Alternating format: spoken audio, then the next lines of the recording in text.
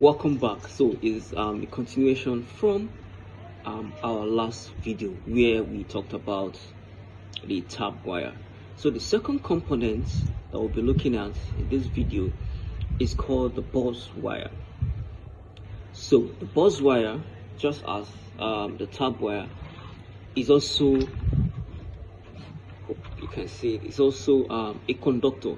And we have established in the last video that conductors are materials that allow electrons or currents to flow or pass through them. So this is a buzz wire.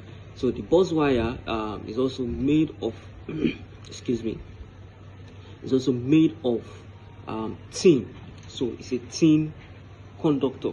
So to compare the wire together, you can see we talked about the tab wire in our last video, and this is the buzz wire. So the tab wire is a bit more flexible than the buzz wire. The buzz wire is thicker compared to that of the tab wire. So but our focus in this video is the buzz wire. So where the buzz wire comes into play, so this is our PV module that we have assembled already.